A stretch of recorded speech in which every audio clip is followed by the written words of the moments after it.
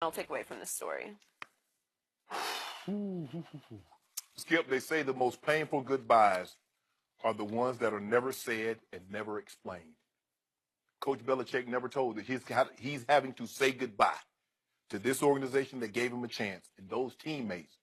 And Coach Belichick never said that he wasn't going to play, and he never explained why he didn't play. Yep. And that's what's gnawing at him. Mm-hmm. Yeah, he's gone. He's moved on, Skip. Mm-hmm. Going to make a ton of money. But to see, he believes that he could have made a difference. A lot of his teammates believe he could have made a difference. Yep. And even if he couldn't have made a difference, his teammates wanted him out there to see if he could have made a difference. Because what in the hell did you have to lose? Nick Foles is going up and down the field on those guys. Yep. And we've seen you be in this situation before, Coach Belichick, because that's how Malcolm Butler became a household name, because the starter was struggling, and you inserted an undrafted rookie and said, son, get out there. He only played 18 snaps. Yep. No matter what happens in Malcolm Butler's career moving forward, he's always going to be known for that play in the Super Bowl, Skip. Mm-hmm. But this is very painful because you've flown in a lot of people to watch you play. Yep. And I can assure you, after the game, they were asking him, what in the hell was that about? You didn't play a single snap? Yep. I don't get it. It's hard for me to believe that in a 2-week time frame, Malcolm Butler forgot how to play cornerback, Skip. The guy played every single snap against the Jags. And then 2 weeks later, he doesn't play a single snap when a team is hanging 500 yards of offense and Nick Foles throws for 373 and 3 touchdowns. It makes no sense. But only one guy could have done something like this because he has the cachet to get away with it. And that's Bill Belichick. That is correct. Because we've seen him make moves like this that work. And even though this one didn't work, nobody's going to call him to the carpet, Skip, because he's basically untouchable when it comes to personnel and coaching decisions. I still wonder what the owner of the Patriots thought about that coaching decision. What did Mr. Kraft think about Malcolm Butler standing on the sideline for every snap except one special team snap? Well, we've seen him not agree with one decision, and he did something about it. He did. So I can he did. I feel very comfortable in saying that Mr. Kraft was not happy because he's like, well, we don't have anything to lose. I mean, Skip, if your house is on fire, you just throw whatever you can to try to put it out. Well, the defense was getting torched. Put anybody. Hell, I'd have put Gronk at safety if I thought it could help me win. Good point. I'd go with that. So this is why I was thankful for the deal that Malcolm Butler got. To his point, he says, as Joy read, I thought it was going to hurt my market value. Well, so did I. Everybody thought that. I thought it might crush it. I thought we'd get through yesterday and Malcolm Butler would still be sitting out there hoping somebody would call and offer him a bargain basement deal. And instead, guess who called right away?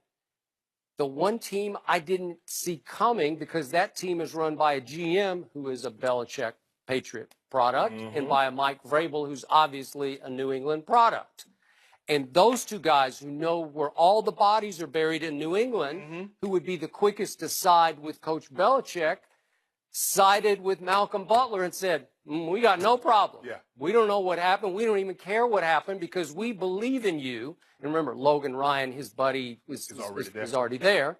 So they could go to Logan Ryan and say, you got any issue with it? Nope, I got no issue. Well, maybe these two guys know Coach Belichick best. Maybe. They know this is Coach Belichick, so I'm not surprised by this. This is just one of Bill's moves. He might have woke up on the wrong side of the bed. And maybe he had an inclination or this epiphany that, hey, this guy's Eric Rowe is going to be able to get it done today. I'm going away from Malcolm Butler. Because it's hard for me to believe that. And give Malcolm Butler credit. He said, hey, I didn't have the greatest week of practice. No, and he was sick, he said. And Murray didn't make the team fly. Right. He says as the week progressed and we were in New England, he said the week before.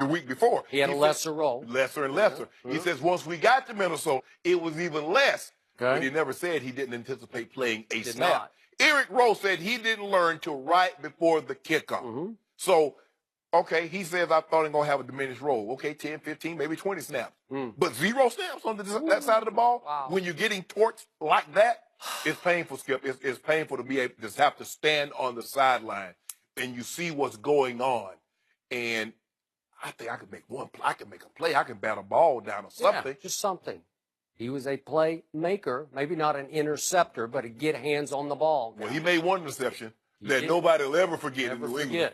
So you threw him in late in the game, and he won one Super Bowl for you, and you opted not to play him a single real snap in another Super Bowl, and you lost that one because of that decision, in my opinion. Mm-hmm. So here's a Malcolm Butler, and you talk about painful. Then what he had to endure in the week after the Super Bowl, the rumors were rampant about his misbehavior off the field, this, that, blowing curfew, various other things, outrageous things. He was just devastated by it and had to fire back on social media to try to defend his integrity and his character and his reputation. And a lot of his teammates stepped up. They stepped up. And believed in him and said, hey, Tom Brady, hey, we still love you. You're a great teammate. But this would have been hard, Skip. This is hard to have to stand on the sideline and not play a single snap. Like he said, he anticipated not being as heavily involved as he has been. But if somebody would have came to him before that game, right before say 20 minutes before the game, 30 minutes or an hour before he actually knew he wasn't playing and say, you're not going to play a single snap, he wouldn't have believed it. Nobody would have believed it. Especially, now, hey, if they balling out, okay, no problem. Sit right on that. No, you good. But you saw the way the game was going. Nick Foles was going up and down the field. What, they have one punt? And you don't think this guy who's made big plays for you before can't make one play? That's why you signed James Harrison. You didn't sign James Harrison to be Defensive Player of the Year. You signed him for one play. And sometimes that's what these games come down to. This game came down to one play. Brandon Graham made the play. Who knows? Malcolm Butler could have made that one play. He could have. So I'm going to say it one more time. My theory on this is that Bill Belichick, remember, 2 years back, stole Eric Rowe. He got a sweet deal. Got Eric Rowe, who's a long-arm corner, bigger corner. Out of Utah, I believe, from Philadelphia. So it would be vintage Belichick to say, I'm going to turn Eric Rowe loose back on the Eagles. I'm going to beat the Eagles with the guy I stole from the Eagles. That would be vintage Belichick. That's how you repolish your genius. And it blew up in his face because right away they had Eric Rowe on Alshon, remember? And then they had to switch him off Alshon. They were just getting eaten alive. Alshon had it going. He had 5 for 73 right away. And a touchdown. And then they had to switch the corner, Gilmore, on him to make sure he didn't do anything else. But then they started going to Aguilar, started going to Torrey Smith, and Ertz started taking over. But you got to find a way to get him on the field. And I get Coach Belichick, and I can see if he broke curfew or if he did something wrong. But at the end of the day, to this moment, I've heard nothing. Nothing's been verified, right? Right. And we've heard obviously nothing from Coach Belichick about why he did this, except he said after the game it was just a football decision. Right? Coach's decision. And Malcolm, to his credit, says it's hard to go against him because he's made decisions like this before and it's worked out in his favor. So I guess, one time it didn't, especially in this game, Skip. It didn't work out. So I guess 5, because 6-2. I asked this question again. Are we sure that Bill Belichick, when he got his wrist slapped and he got ordered for the first time in his Patriot coaching career, you will trade Jimmy Garoppolo? We will go forward with Tom Brady? Are you sure he didn't lose some heart for coaching or just finally just said, hell with it, I'll just do whatever I want now? And I'm not saying it's sabotaging. It's just you're disillusioned and you just say, I'll just play Eric Rowe today. I don't care. I don't know what he was That's how it comes across to me. Did he not give away Jimmy G? He just gave it away. Gave away. So hell, he gave away the game because the guys that you had in there weren't getting it done. That's why you have backup. Sometimes in a given game, you go into a game and you're like, okay, we want to call these plays, but these plays not working. You call another set of plays, or a guy isn't working. You go to the other guy. That's what happens. But in this game, did he not throw Malcolm Butler, undrafted out of West Alabama, into a Super Bowl against the Seattle Seahawks because the starter was getting torched, remember? And think about it, Skip. If Malcolm Butler comes in and he gives up that touchdown, he's going to get skewered. Why would you put an undrafted rookie in front of Arrington, who was starting? But because it worked out, He's a genius. He's a genius. So he can't help. He knows he was going to get criticized if this doesn't work out. Coach Belichick's been around the game too long. People are questioning, why would you not play Malcolm Butler? It's like, hey, coach's decision. It's hard to argue against anything that Coach Belichick does, Skip, because if you look at the success over 18 years, I don't believe we'll ever see this again.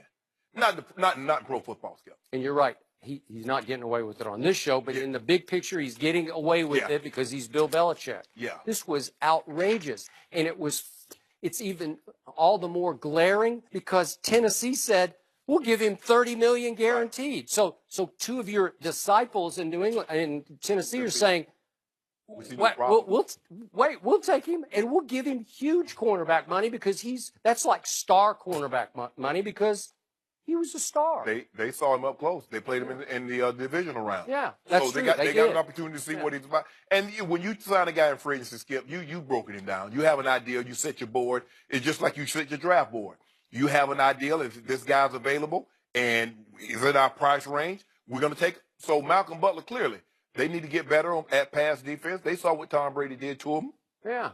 So they want to get better at that. He played the most snaps of anybody on defense, and then he played 0? He forgot. He got amnesia and forgot how to play backpedal. Well, you know what? Everybody's making documentaries now. Yeah, I'd watch that one. Kirk. Maybe Belichick will do one to explain all of his Super Bowl decisions. Uh-oh. You wouldn't watch it? Coach Belichick might have a best-selling book. You ain't going to read it. Me? Yeah, you. Well, it'd just be trying to polish his genius. See, there you go. Okay, well. One of NASCAR's best young drivers, Bubba Wallace, joins us next. We'll be right back.